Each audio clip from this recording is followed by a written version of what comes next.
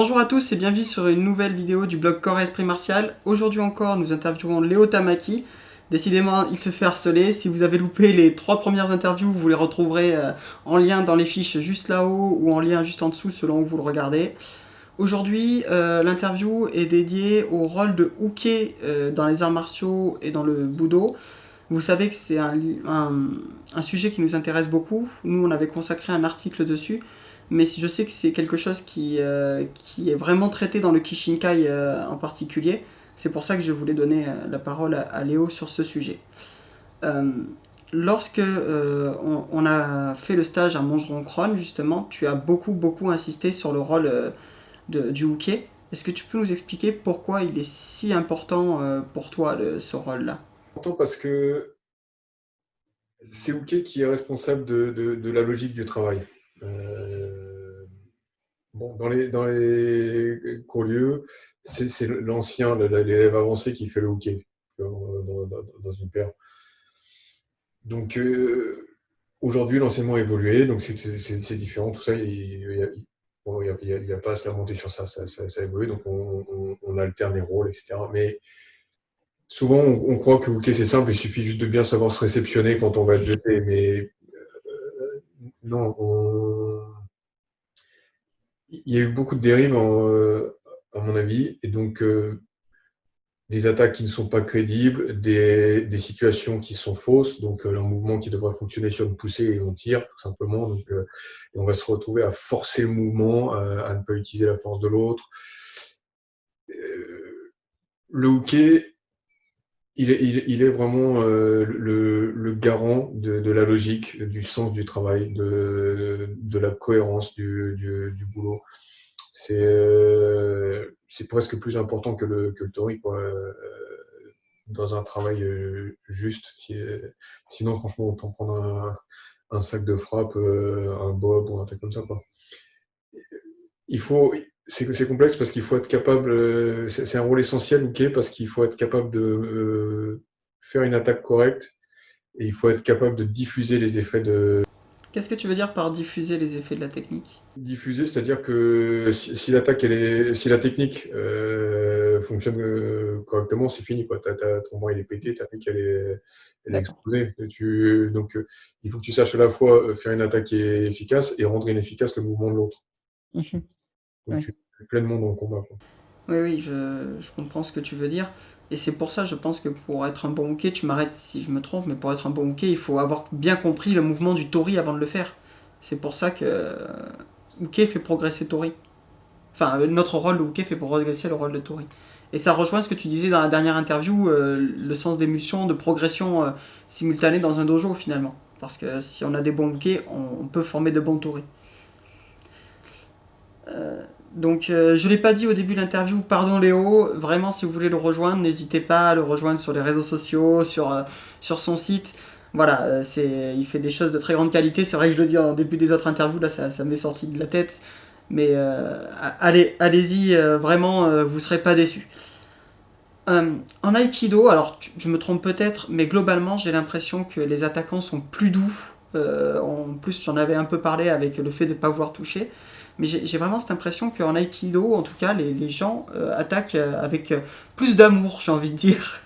Et est-ce que tu penses que c'est dû à l'Aikido qui attire ce type de personnes ou est-ce que c'est l'Aikido en règle générale qui forme ce type de pratique?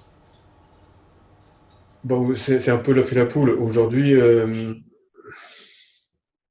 il y a une expression que j'utilise où je dis l'aïkido, ça attire des gens faibles qui veulent devenir forts sans se faire mal. Mais sans se faire mal à eux, sans faire mal aux autres aussi.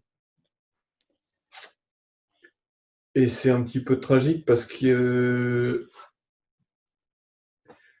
l'aïkido fonctionne que si tu es prêt à aller au bout des choses, si tu es vraiment engagé.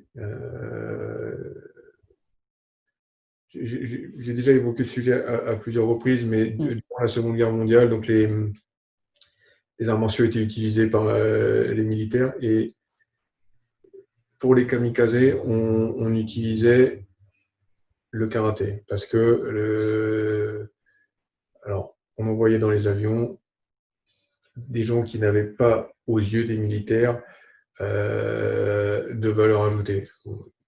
Si tu étais médecin, ne mettais pas dans un avion. Si tu étais mécano, ne mettais pas dans le truc.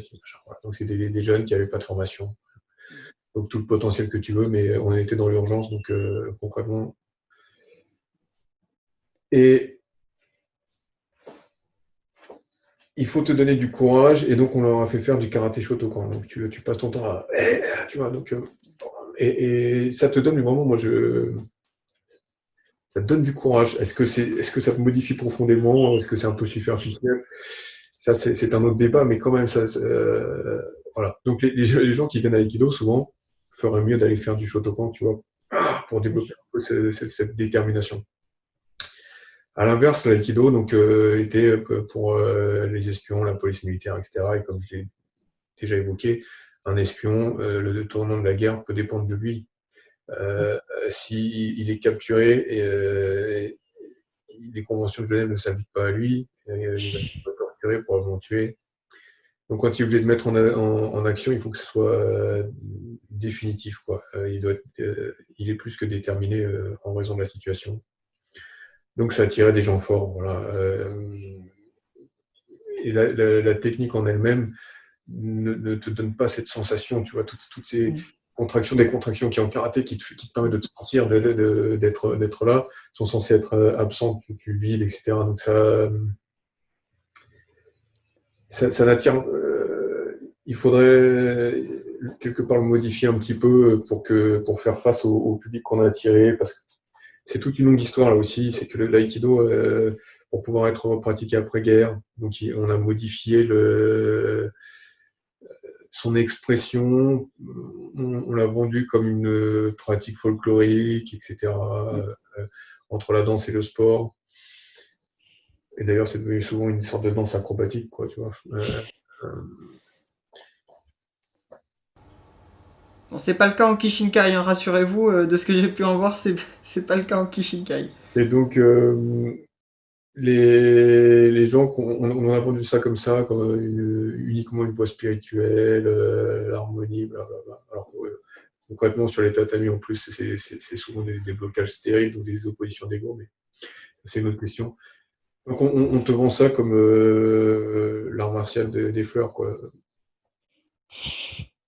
Du coup, voilà, il y a les deux. C'est le type de public qui vient est spécifique. La discipline elle-même, on l'a fait évoluer pour qu'elle puisse être autorisée par les forces d'occupation. Et ce truc qui aurait pu n'être que temporaire est devenu la norme. Donc c'est assez tragique, c'est assez compliqué. Après, bon, ça reste, ça dépend de l'enseignant, comme tu le disais déjà dans une autre interview, tout dépend toujours de l'enseignant. Est-ce que y a, alors c'est quoi la question que je dis pas de bêtises voilà. Quels sont les plus gros défauts que tu peux voir dans le rôle de hooké? Il y a deux tendances très fortes dans l'aïkido, c'est la complaisance et le blocage systématique. C'est très facile d'aller dans l'un ou dans l'autre. Et pour moi, on doit être au milieu, c'est-à-dire on doit ralentir la technique lorsque le chemin n'est pas optimum, lorsque l'utilisation du corps n'est pas parfaite. Et donc il y a une coopération qui doit se mettre en place. Donc c'est pas être passif-agressif en bloquant tout, et c'est pas être une carpette non plus. Et ça, c'est compliqué d'être. La voie du milieu est compliquée. Un autre problème, c'est l'incompréhension du cadre de travail et l'incompréhension de la technique. Ça, c'est deux choses qui sont différentes. Quel type de travail est-ce qu'on est en train de faire? Est-ce qu'on fait du travail type ce qu'on appelle en karaté ippon kumite, donc où tu vas assister vraiment sur l'intensité de l'attaque, etc. Ou est-ce que tu travailles plus sous forme de kihon, c'est-à-dire qu'on est en train de peaufiner les détails techniques. À l'intérieur de la technique, ça peut être une saisie, ok, mais est-ce que c'est une saisie statique, qui en général n'a pas beaucoup de sens? Est-ce que c'est avec une traction, une poussée? quel est l'objectif cherché par le partenaire? Donc, est-ce qu'il est intéressant de lui montrer qu'il est sur le bon chemin, pas sur le bon chemin, en ralentissant ou en lui posant le mouvement? Encore une fois, c'est pour ça que Uke, c'était l'aîné, c'était le senpai, c'était le sensei. Donc, c'est c'est très complexe comme rôle. C'est lui qui a en charge la progression des deux. En réalité, c'est celui qui enseigne à l'autre. Je dis toujours, ok, vous êtes en train de faire travailler votre partenaire, vous êtes en train de lui enseigner. Ça ne veut pas dire qu'il faut lui sortir sa science. Non, fais pas comme ci, fais pas comme ça. Tu vois, il faut vraiment le responsabiliser et juste lui donner des indices s'il est sur le bon chemin ou pas le bon chemin. Et physiquement, pas besoin de donner des indices avec sa bouche. Donc, s'il est sur un chemin, encore une fois, qui n'est pas optimum, léger ralentissement, on laisse passer le mouvement, les blocages constants, ça c'est pénible. Oui, oui, je comprends ce que tu veux dire. Moi, j'ai pour habitude de dire, si vous attaquez comme des papis, vous vous défendrez contre des papis. Je sais pas ce que t'en penses, mais Oui, c'est. je vois beaucoup le défaut souvent, souvent, et même même chez les chez les gradés, gradés, quoi. quoi. Le Ouais. ralenti, ça fait peur. Ça fait peur. Est-ce que tu as des conseils justement pour corriger ces points de vigilance, comme tu disais, être trop conciliant ou au contraire trop raide, trop bloqué? Est-ce que tu as des conseils à donner à quelqu'un qui serait dans un de ces deux extrêmes, qui n'arriverait pas à trouver la voie du milieu? Non, je donnerais plutôt le conseil à l'enseignant parce que celui qui ne s'en rend pas compte, il ne prendra pas les conseils pour lui. Donc, il faut une vigilance vraiment de l'enseignant. Il ne suffit pas de dire quelqu'un attaque-moi, tac, tac, tac, et puis après de partir et allez-y. En général, tu as pris un hooké parce qu'il va attaquer correctement, parce qu'il va pouvoir diffuser la technique. Il faut que tout ça soit accompagné d'explications aussi. Donc, ce que je fais en général, c'est que je fais le truc, je fais travailler, puis après, je vais commencer à donner des explications. Donc, ils se sont un peu appropriés le truc, ils ont fait quelques erreurs, mais c'est pas grave. Les erreurs font partie du process. À ce sujet-là, une petite digression. Il y avait des études qui ont été faites sur des enfants à qui on enseigne les échecs. Et certains, on leur enseigne les ouvertures, les machins, tout ce qu'il faut faire, ce qu'il ne faut pas faire, etc.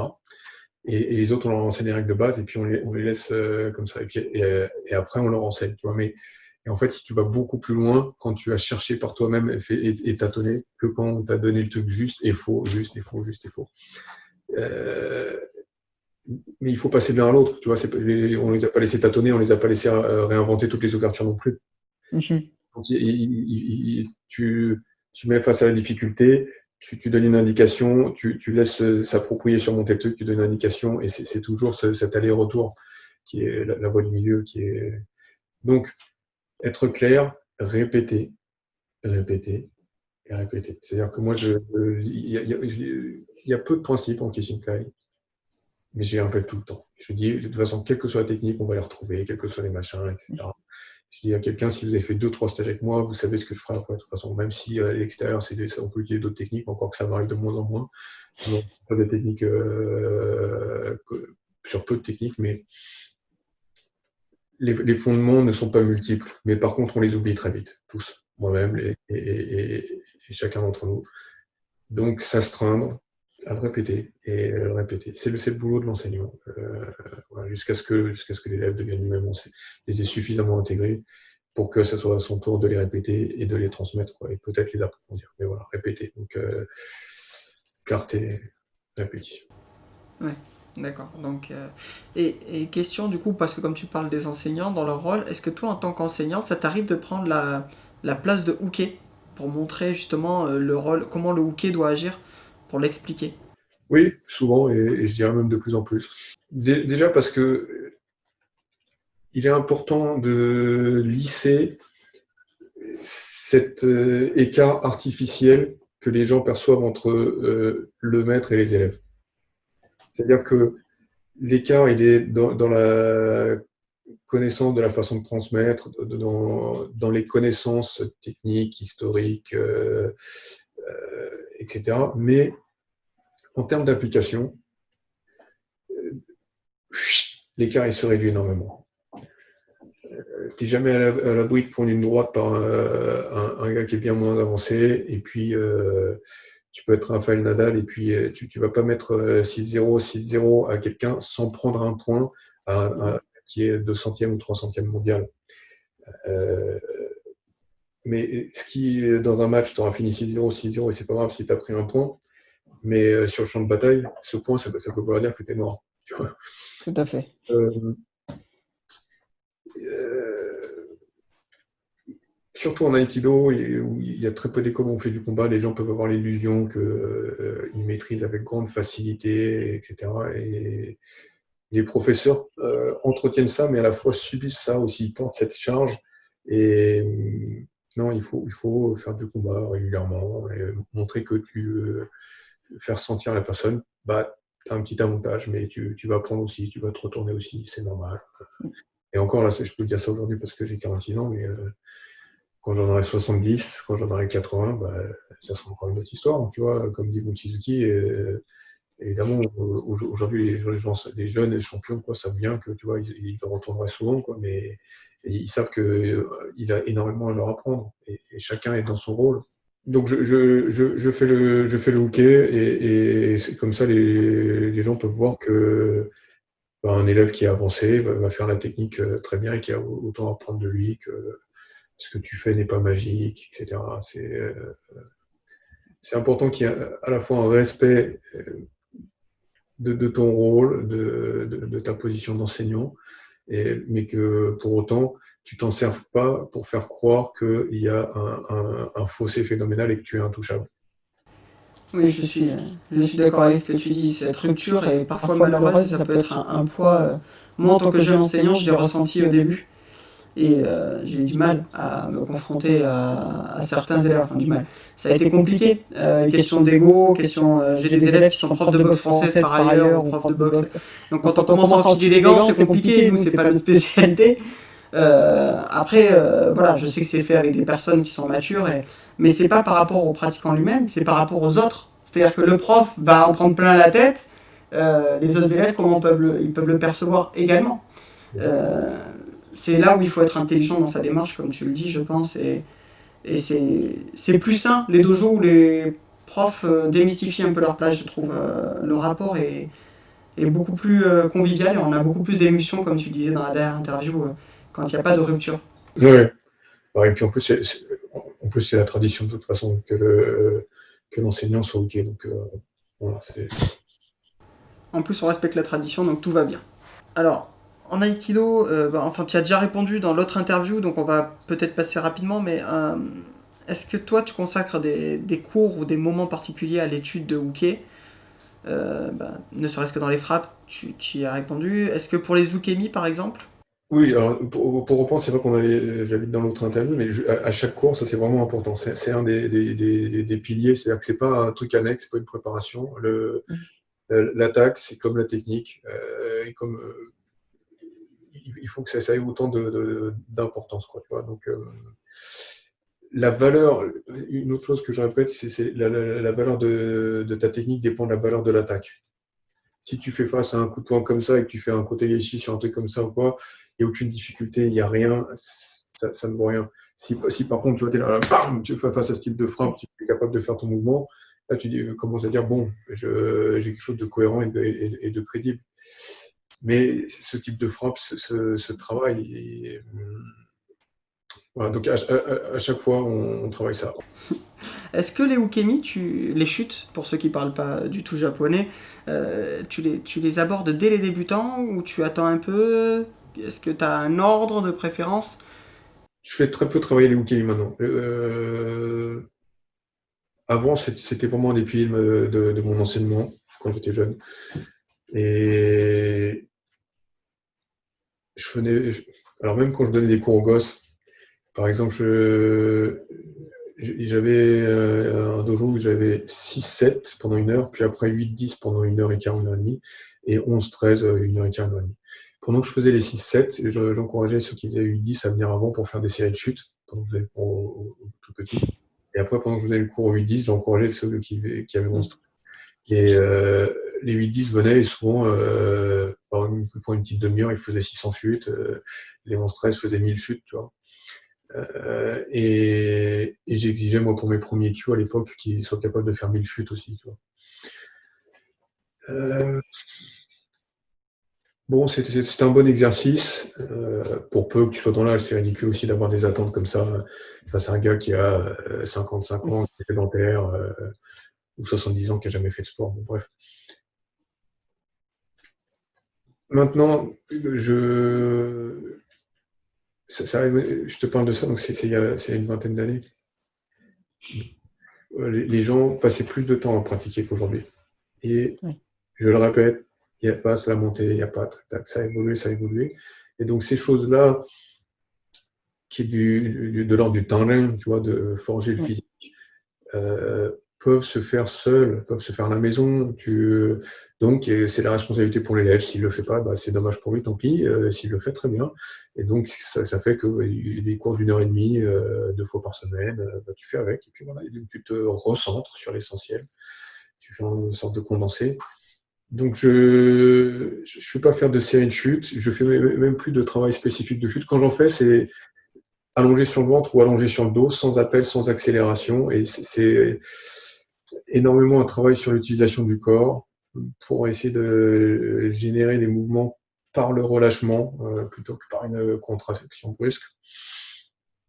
Et il y a très peu de rapport avec une chute sur une technique.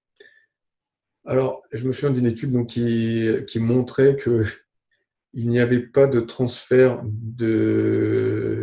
en judo, c'était des études sur judo, et ça rapporte des médailles, c'est beaucoup plus étudié. Hein. Les chutes que tu fais seul et la qualité de tes chutes quand tu es projeté. Alors pourtant, tu pourrais dire, mais c'est quand même pas non. Non. Il s'avère que le transfert est tellement compliqué, et c'est pour ça que les éducatifs n'ont pas de sens en général. Parce que tu fais autre chose. C'est pour ça aussi, comme j'expliquais, que travailler les principes séparément n'a pas de sens. Il n'y a pas de transfert réel, c'est compliqué après. C'est pour ça que tu fais un exercice, tu démarres bien un exercice, puis après, dans la technique, ça passe pas, et en fait, tu te retrouves à refaire l'exercice dans la technique, enfin, tu n'en finis plus.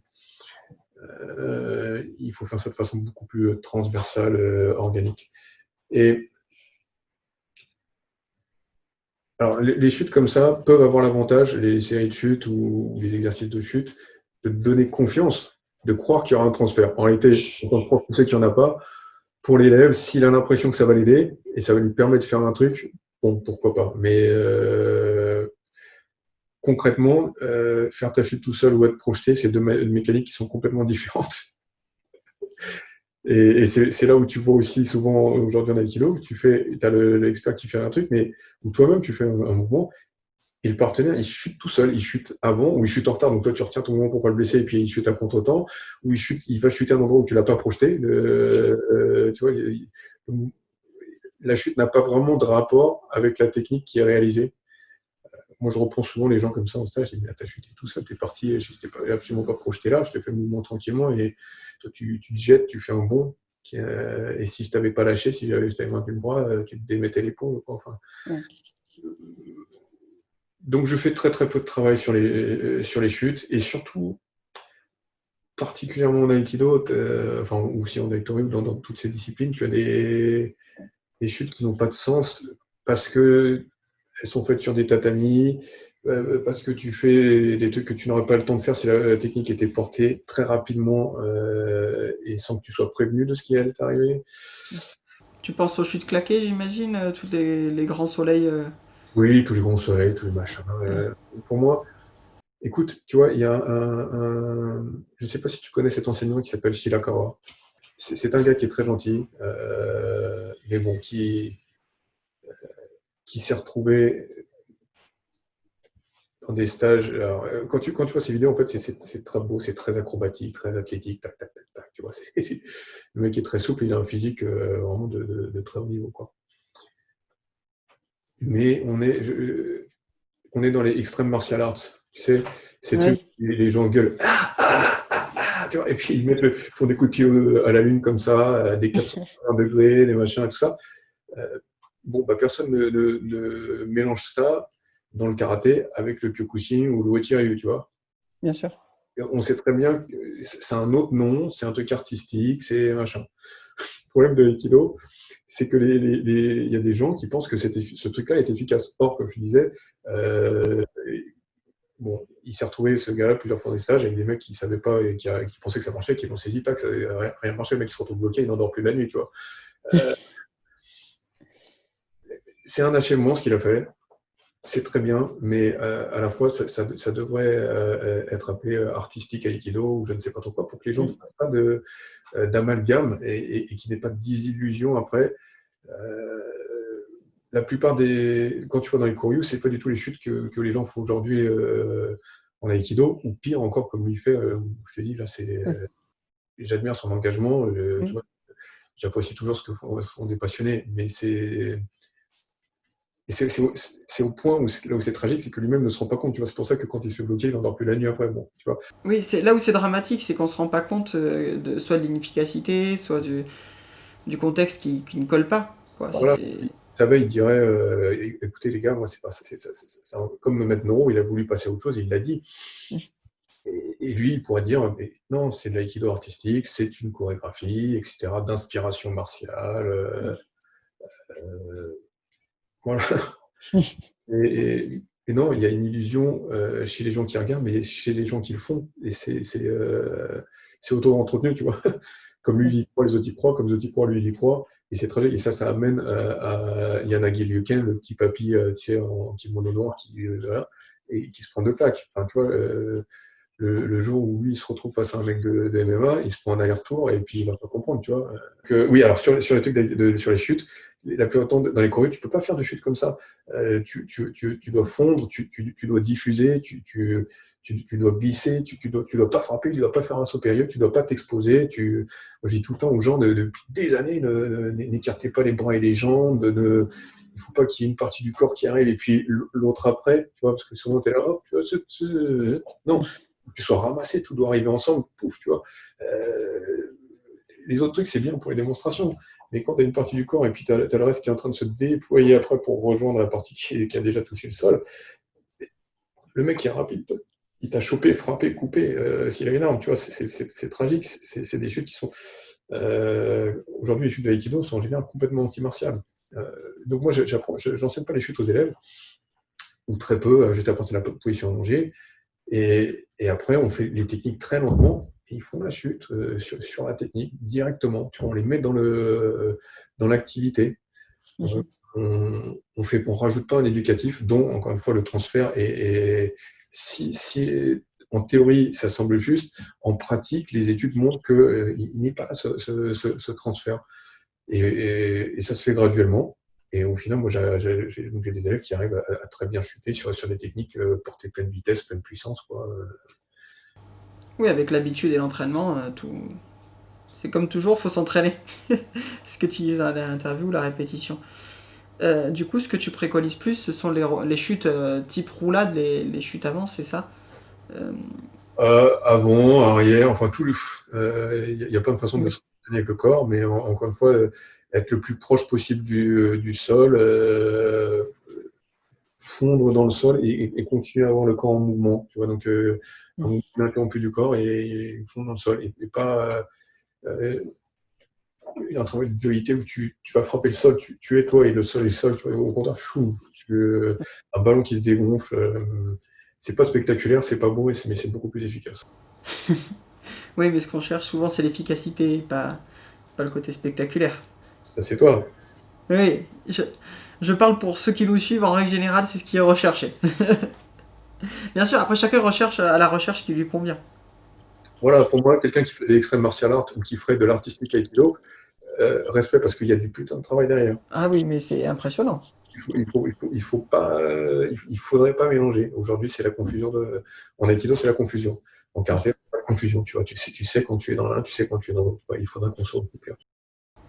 Et je te rejoins tout à fait sur le problème de nom. Ça fait partie d'un article qui va sortir justement sur l'aïkido est-il efficace, justement sur le problème de nom. L'aïkido évolue, le karaté a évolué en plein de noms différents, Shotokan, Kazea, machin, et pas l'aïkido. Et finalement, peut-être que si on donnait des noms à chaque école d'aïkido, ce serait plus facile pour les gens de s'y retrouver.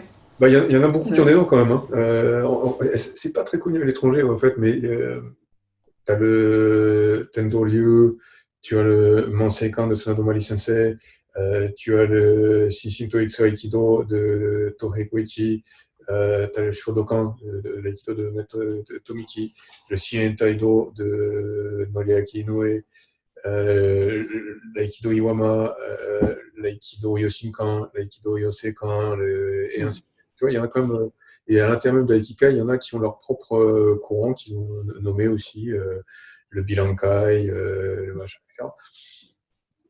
C'est juste que c'est mal connu, souvent hors du Japon. Les gens croient que. Et ça arrange de toute façon.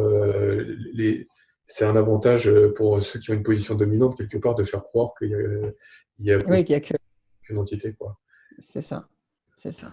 Et puis, dans le karaté, quand je vois une affiche, en tout cas en France, quand je vois une affiche en karaté, c'est clairement écrit Shotokan, Wadoryu. Alors qu'en Aikido, souvent il y a Aikido et c'est écrit en petit. Voilà, alors. Bon, c'est pas le cas de tous les Aikido. Hein. L'Aikido de mon dojo, c'est du Yoshinkan. Et c'est écrit en gros, mais c'est pas. Enfin, globalement, c'est ce que j'ai l'impression. Le problème, c'est que si tu mets le nom en avant, les gens vont croire que c'est autre chose que de l'aïkido. Tu vois. Donc, moi, j'encourage les gens, quand ils font l'aïkido Kishinkai, à mettre Aikido Kishinkai ou Aikido, mais pas mettre Kishinkai seulement. Tu vois. Oui. L'idée, c'est quand même d'avoir de la communication entre les styles, que les gens de chez toi, ils se sentent libres, qu'ils sentent qu'ils font de l'aïkido, que même si c'est différent ailleurs, il y a des choses à voir et que les gens d'autres écoles aussi puissent se sentir libres de venir piocher, pratiquer, expérimenter. Chose que j'invite à faire à n'importe quel pratiquant, pas que d'aïkido d'ailleurs, hein, venir à un de tes stages ou à un stage de Kishinkai, parce que du moins moi ce que j'ai fait, c'est j'ai trouvé ça très enrichissant pour ma pratique de Jujutsu. Donc n'hésitez pas à suivre Léo sur les réseaux sociaux pour pas louper ses stages à la fin du confinement.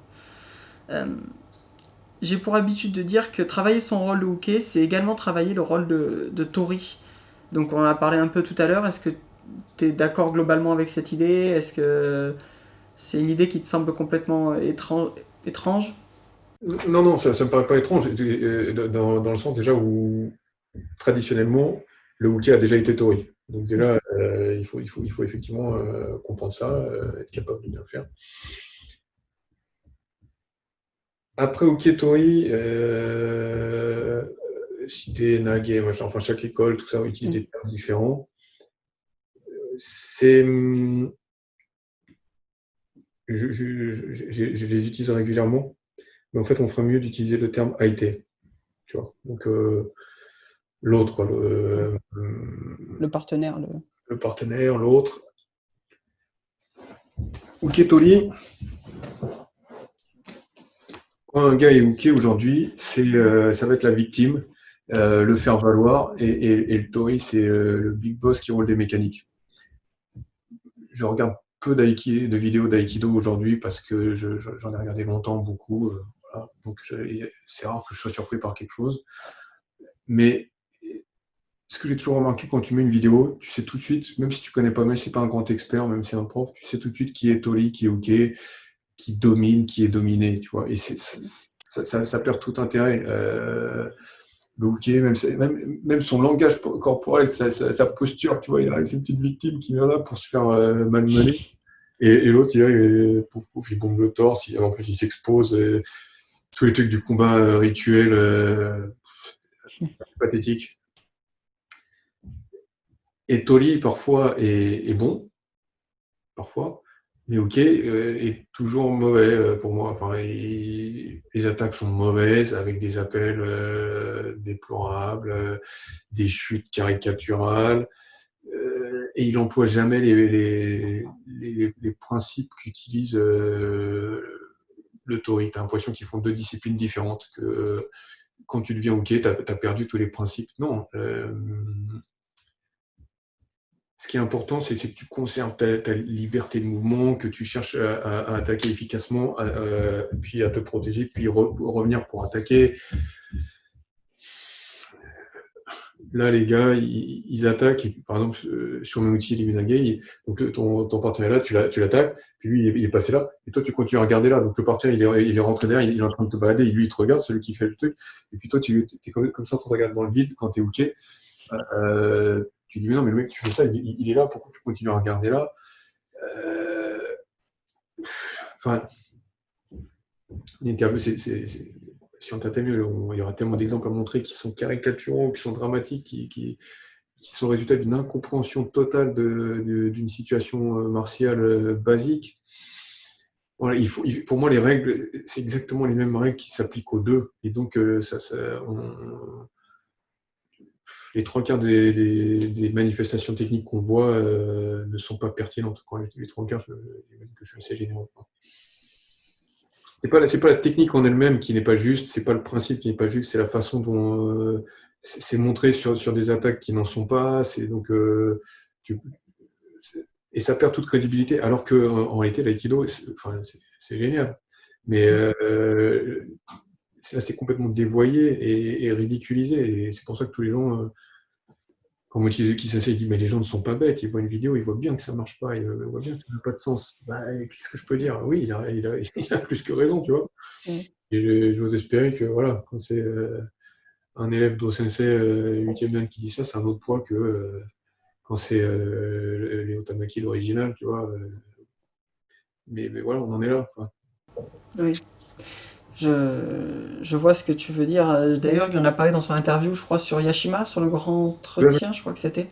Voilà, donc si vous voulez le retrouver, je retrouverai le numéro et puis je vous le mettrai en lien parce que c'est un entretien qui est sympa. Numéro 1, je voulais vraiment pour le numéro 1 de Yashima avoir quelqu'un qui représente la transversalité, l'ouverture d'esprit, la modernité, l'actualisation, l'esprit de révolution permanente quelque part.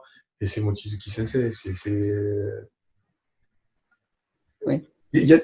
Encore une fois, il y a des choix techniques qu'il a fait qui me parlent moins, mais ils sont toujours justes, ils sont toujours cohérents, parce que c'est comme il n'y a pas une vérité. Tu peux gérer une situation de différentes façons, pour des raisons qui sont multiples. Mais il est tellement.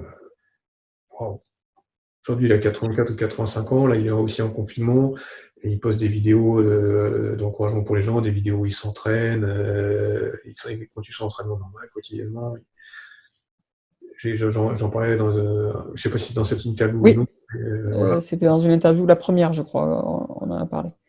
Je lui demande une question lors d'une interview, il me dit bah, écoute, demain on fait un cours. Enfin, il est dans la pratique, il est exemplaire à tel niveau. Lui, c'est une de mes plus grosses inspirations, sincèrement. Donc voilà, Yashima, tome 1, si vous voulez lire toute l'interview qui est vraiment excellente. Il en reste des exemplaires, on peut encore en commander ou... Il n'en reste pas, mais tu peux les commander. Quand il y en aura 200, on fera une impression. Donc précipitez-vous, commandez-en 200 et comme ça il vous fera une impression rapidement. Je crois qu'il y en a 50, il y a 50 précommandes déjà. Voilà, les numéros 1 et 2, on avait été surpris, dépassés par les commandes et le succès. Tant mieux. Tant mieux, mais bon, en même temps c'est mérité, c'est ce qu'on disait. C'est un magazine qui est fait par des pratiquants pour des pratiquants, mais qui ne s'arrête pas qu'à la pratique. Il y a vraiment toute la culture. Et voilà, je ne peux que vous inviter à aller le lire. Souvent, je vois des gradés qui prennent du temps pour être plus souvent hookés que Tori, pour aider les débutants à progresser. Est-ce que tu es d'accord avec ce principe, avec le fait que les gradés finalement oublient d'être Tori pour donner plus de temps à être hookés? C'est le système traditionnel, parce que, comme on l'évoquait plus tôt, il faut avoir une vision globale de la situation, du cadre de la discipline, de la situation où la technique a lieu. Et du coup, si on n'a pas cette vision d'ensemble, c'est compliqué. C'est pour ça qu'un débutant, encore une fois, on dit ouais, j'apprends mieux avec un débutant parce qu'il a des réactions spontanées, mais parfois, en fait, sa réaction le met plus en danger qu'autre chose. Donc, il ne faut pas le dresser, mais juste montrer. Et si tu montres les conséquences des trucs, tu dis pas quoi faire, mais il dit ok, paf, et tu montres les conséquences, il va corriger pour faire ce qui est le mieux pour lui, ce qui te met le plus en danger. Le boulot de hooker, il est intéressant quand ça rend les choses difficiles pour Tori. Donc, il faut pouvoir graduer ça. Quand tu n'es pas sûr de toi aussi, tu as envie de montrer que tu es fort, que l'autre n'est pas si fort qu'il le croit. Et il y a plein de trucs parasites qui viennent gêner ton attitude en tant que hooker. Si tu as suffisamment de métier et puis de confiance en toi, donc tu es plus ancien normalement, si ça a été bien mené, donc tu es mieux en tant que hooker. Donc c'est normalement dans l'ordre des choses que l'ancien soit plus souvent hooké avec des débutants, quoi, avec des gens qui débutent. Après, il y a aussi la satisfaction aujourd'hui, c'est que la personne qui commence a l'impression que c'est pas mal, je maîtrise un petit peu et tout ça. Donc, dans les deux sens, c'est bien comme ça, quoi. Et du coup, ça nous amène à la prochaine question. Est-ce que tu penses qu'on apprend beaucoup plus en étant hooké finalement que par de longues phrases parfois? Le fait d'être hooké, il y en a beaucoup qui disent que c'est une excellente école. Qu'est-ce que tu en penses, toi, de l'apprentissage par le rôle de hooké? C'est sûr que quand tu as la chance de recevoir les techniques de ton enseignant ou d'un expert, d'un maître, c'est irremplaçable comme expérience. C'est un accélérateur. Donc, j'invite vraiment les gens à progresser dans ce travail. Donc, ça les amène à comprendre tout le cadre de travail, à bien se protéger. Moi, je prends des hookers si je me dis, bon, bah, lui, il va attaquer à peu près correctement, et il saura prendre soin de lui, et puis il va faire quelque chose de partiellement logique. Des mecs qui sautent tout seuls des carpettes, ça ne m'intéresse pas, je les prends pas comme truc, ou qui sont passifs, tu vois, et donc qui subissent, je les prends pas non plus. Quand je passe à travers, bien sûr, je vais durant le cours, mais parce que montrer ça, en fait, la personne qui regarde, elle apprend les deux rôles en regardant, même si elle se concentre consciemment sur le rôle de Tori, inconsciemment, il y a le rôle de hooker aussi, donc c'est ça qui doit se passer, c'est ça que je devrais faire. Donc c'est important aussi, quand tu montres, de montrer avec les bonnes personnes. Donc, bon, bien travailler pour pouvoir devenir OK, pour que tu puisses ressentir souvent la technique. Ça doit pas, il ne faut pas, pour moi, pour autant qu'on oppose les explications et les trucs de OK. Il suffit d'être OK ou machin. Non. Je pense que quelqu'un comme Tamura Sensei, qui a eu la chance d'être bon OK, de bien comprendre les choses, et donc la chance d'être pris souvent au Sensei, s'il avait pu avoir quelques explications, il aurait quand même gagné du temps. Il aurait été encore plus loin que là où il a été, tu vois, parce que tu perds moins de temps à réinventer l'eau chaude, quoi. Donc il ne faut pas opposer les deux, mais c'est une expérience très riche de pouvoir être OK. Mais ça se renforce avec les explications avec l'expérience de ce joueur. Ça se nourrit. On est toujours sur la même chose. Il faut réfléchir et puis, enfin, il y a le côté réflexion, apport théorique et l'apport, ça se complète. Je vais terminer avec du coup une question par rapport à l'enseignement. Euh, Il y a des personnes qui pensent que les enseignants qui pratiquent avec les élèves, qui passent dans les rangs, qui font sentir, c'est une bonne chose. Il y en a d'autres qui pensent qu'il vaut mieux s'arrêter à donner des explications. Euh, Après, il y en a qui ne font quasiment que faire sentir et ils donnent quelques explications, mais finalement, en fait, ils sont très peu au milieu, ils font que passer à travers les groupes. Tu te situes où, toi, dans ton enseignement? J'essaie encore une fois, la voie du milieu, d'avoir un équilibre, c'est-à-dire de démontrer, mais pas trop, de donner des explications claires, mais pas de noyer le gars sous l'explication. Donc, je veux pas que le gars il se dise, oh, on a passé les 3 quarts du stage à écouter, on n'a presque pas pratiqué, ça m'intéresse pas. Ou on a juste enchaîné les techniques, mais j'ai pas compris pourquoi, ça m'intéresse pas non plus. Et juste projeter 2-3 personnes puis après me balader en regardant les gens de haut, ça m'intéresse pas non plus. Donc, c'est vraiment pour moi, je prends de l'argent aux gens. J'aurais l'impression d'être un voleur si je faisais pas mon boulot correctement. Tu vois, c'est comme si j'avais un resto et puis j'ouvrais une boîte de cassoulet pour que je serve au gars et je lui prenais 20 euros, quoi. J'aurais l'impression d'être un voleur. Donc tu dois de faire au mieux tout. Donc être un bon adepte, c'est une bonne chose, mais si tu te fais payer en tant qu'enseignant, c'est parce que tu enseignes bien, ou tu essayes à tout le monde. Et donc ça va par le lien direct avec chaque élève. ça va par des démonstrations de bon niveau et ça va par des explications claires. Il y a un fantasme sur le passé ou l'enseignement à la japonaise, mais le problème, c'est que ce fantasme, il est partagé par les Japonais eux-mêmes. Le Japonais d'aujourd'hui, il a quasiment pas plus de liens à part un vernis culturel. Hein, c'est pas profond, c'est un vernis culturel que les Français avec les Japonais de l'époque où sont nés les arts martiaux. Et donc, il croit aussi. Il y a eu aussi énormément l'influence de Ueshiba qui était tellement charismatique. Et puis, c'était pas du tout le plus grand adepte de son temps, c'était un très très grand adepte. Parmi les plus grands adeptes, c'est ridicule de donner un titre comme ça. Et c'est surtout un gars qui se prêtait très volontiers à la communication, à la publicité. Il date quand même il vivait à une époque quand même où pour le prendre en photo, c'est genre bougez pas, machin, attendez, je soulève le truc. Bon, j'exagère à peine, tu vois. Lui, il y a l'époque où ils sont arrivés les premières photos, même si à la fin de sa vie c'est 69, enfin. Il y a tout le temps eu des photos de lui, il y a tout le temps machin, donc il prenait la pose volontiers, dans les films aussi. Bon, c'est déjà, il m'a raconté tout un tas de trucs. Il se mettait en scène, il acceptait la mise en scène. C'est pas un gars qu'il a fallu forcer comme certains veulent le faire croire, quoi. Et il faisait ça dans tous les domaines de sa vie, tu vois, même les plus intimes, il n'hésitait pas à se mettre en scène et voilà. Donc il nous reste beaucoup de trucs comme ça. Et son image a été tellement séduisante qu'elle a inspiré Tortue Géniale, Yoda, le maître, je sais plus c'est Po ou je sais plus trop quoi dans la série Kung Fu. À chaque fois, c'est des déclinaisons de Ueshiba. Donc, et lui, effectivement, il n'enseignait pas vraiment. Il enseignait pas vraiment. Plus qu'on le croit, j'imagine, mais moins qu'un enseignant efficace. Là aussi, peut-être dû au fait que son maître essayait de mystifier les gens, au fait que lui, il était en lien avec les dieux à tout le monde dans son esprit. On peut expliquer de différentes façons. Mais pour moi, l'origine des écoles, c'est une époque où demain, peut-être, hop, on part en campagne, les gars, tu vois, et prenez vos lances et vos casques et on y va.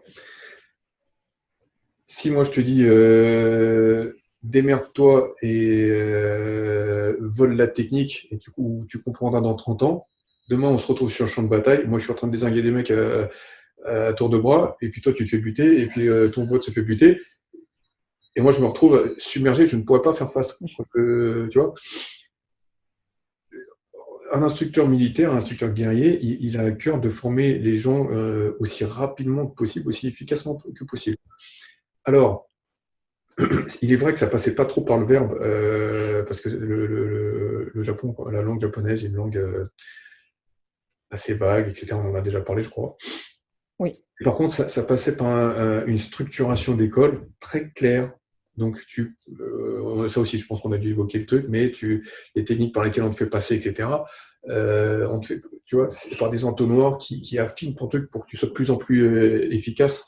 Et donc, on t'enseignait vraiment. La méthode choisie était pas à l'époque pas vraiment l'oral, probablement, encore que c'était un pays très alphabétisé. On a plein de traités, tu vois, je veux dire, ce que quasiment tous les pratiquants connaissent, le traité des 5 roues, les écrits de Muneyoshi, mais il y en a plein d'autres qui ne sont pas traduits. Hein. Il y en a des tonnes et des tonnes. Donc, je ne peux pas du tout imaginer, ça n'est pas cohérent d'imaginer que les gens te disaient juste simplement vole la technique. Il te montrait les choses, il te faisait faire les choses dont tu avais besoin là où tu en étais, etc. C'est comme un gosse, si tu vas lui apprendre quelque chose, mais tu lui dis pas démerde-toi et regarde-moi faire mes lacets et puis démerde-toi, quoi. C'est complètement débile. Donc tu vas le guider, prendre ses mains, lui montrer, etc. Ça passe pas par la verbalisation parce qu'à l'âge qu'il a, tu vois, voilà. En japonais, c'est pas une question d'âge, mais c'est une question de structure. Mais la méthode, elle était faite vraiment pour que tu deviennes efficace aussi rapidement que possible. Donc à l'encontre totale du fantasme qu'on a. démerde-toi, quoi. Aujourd'hui, un instructeur, encore une fois, si demain on partait au Mali, j'imagine pas que le mec il dit bah, démerdez-vous, regardez-moi tirer au FAMAS et puis vous démerdez. Tu vois. Oui, bien sûr. Donc voilà, une méthode claire. Et aujourd'hui, au Japon aussi, ils sont clairs, ils sont complètement occidentalisés. Enfin, occidentalisés, c'est pas modernisés, c'est plutôt. Ok. Et ils sont tout à fait modernisés et ça passe beaucoup plus par une conscientisation, une verbalisation, une structuration des choses. Et c'est que du positif. Je veux dire, quand tu vois l'avancée des sciences, machin, etc. Alors là, on pourrait avoir un aspect négatif, c'est si ça se fait au détriment de l'intuition et de toutes ces choses-là. Mais en termes de transmission, c'est vraiment important de redonner la place à la structuration, à la clarté. Et ils ont soif de ça, je peux te le dire, au Japon comme chez nous. Et ça va beaucoup plus vite quand tu emploies tous les moyens à ta disposition, quoi. Donc du coup, toi, tu emploies tous les moyens en stage, que ce soit le verbal ou le non-verbal. Voilà, verbal, non verbal, expérimentation directe. Il faut rien laisser de côté. Pas croire que l'intellectualisation, je prends un tableau blanc et puis Non, parce que non. sinon, le mec peut comprendre le principe. Ah oui, c'est très bien utiliser la forme de l'eau, tac, tac, tac. Et puis quand on va le toucher, ça fait ça. Donc non, on doit être holistique, vraiment travailler sous tous les angles. Mhm. Et de toute façon, enfin, moi j'avais déjà la réponse à cette question parce que j'ai eu la chance de te voir en stage. Je vous invite à y aller parce que, encore une fois, ces stages sont très intéressants. Peu importe votre discipline, je pense que vous n'aurez pas perdu votre temps. Alors, tout ne s'adapte pas, c'est comme tout, il y a à apprendre et puis il y a des choses qui ne s'adapteront pas à votre école. Mais je peux que vous inviter à aller voir Léo en stage ou à voir d'autres personnes qui vous intéressent. Profitez-en quand il passe près de chez vous, quand il n'y a plus le confinement. Ruez-vous sur les tatamis, il y aura moins de monde, il y a des gens qui vont avoir peur, donc c'est l'occasion de foncer. N'hésitez surtout pas. Léo, cette interview touche à sa fin. Encore une fois, merci beaucoup. Est-ce que tu as une question que tu aurais voulu que je te pose justement sur le rapport au bouquet et que je t'ai pas posé? Non, non, encore une fois, les interviews sont très fouillées, très réfléchies, donc non, non. Merci beaucoup. On essaye de faire, comme tu l'as dit, on fait des interviews pour nous, donc on se pose toutes les questions qui nous viennent, que ce soit en regardant tes vidéos ou après le stage. Je me suis posé beaucoup de questions, donc du coup j'ai noté et puis je te les pose après. Est-ce que toi de ton côté, tu as une question que tu aurais voulu me poser sur ce thème? Euh, oui, alors tu me dis souvent que tu vas dans d'autres disciplines. Et quelles sont les choses que dans différents stages d'autres disciplines que tu as été faire, quelles sont les choses que tu as intégrées, qui t'ont interloqué, qui t'ont remis en cause? Alors, en Kishinkai, je vais reprendre le stage en particulier, on va commencer par le tien du coup. Euh, ce stage-là m'a vraiment marqué sur la notion de relâchement et surtout de désynchronisation du corps. C'est-à-dire qu'on a tendance, beaucoup, moi j'ai toujours entendu qu'il fallait être synchronisé, arriver en même temps, etc. Cette notion de désynchronisation pour arriver à un relâchement d'une zone peut-être et une contraction d'une autre, etc. Ça m'a vraiment perturbé au début et j'ai trouvé ça vraiment très intéressant. Après, il y a le Kali Eskrima qui m'a énormément intéressé par la façon de tenir les armes. On avait fait un stage avec François Gaillery, je mettrai le lien aussi. Hein. On a fait un stage qui était très intéressant. Et du coup, voilà, la façon de tenir les armes, de se déplacer pour toujours réussir à se mettre en position pour réussir à prendre le dessus. Ce déplacement très fermé, très, je sais pas, ça m'a marqué. C'est des choses qui sont difficiles à verbaliser finalement parce que je les ai pas encore assez intégrées, mais quelque chose de voilà qui m'a beaucoup marqué. François Gaillery avec lequel on devait faire un stage le 26 avril et ça va tomber à l'eau d'ailleurs, j'en profite, je relance ici l'information au cas où il y en a qui voulaient y participer. On verra pour reprogrammer ce stage. Ensuite j'avais fait un stage avec un ami en Nihon Taijutsu aussi, qui avait fait aussi du ninjutsu. Et là, ce qui m'avait beaucoup perturbé par rapport au reste, c'était vraiment la façon de casser la distance qu'ils avaient par rapport à nous en jujutsu où on utilise une distance plutôt longue. Lui, il avait une façon, notamment parce qu'il avait fait du ninjutsu aussi, j'imagine, de toujours mettre les pieds entre les miens et c'était très chiant. C'était, j'arrivais pas à me déplacer comme je voulais. Voilà, après, de toute façon, n'importe où on va, si on y va avec l'esprit Shoshin, comme tu disais dans notre interview, je pense qu'on apprend, on arrive à avoir.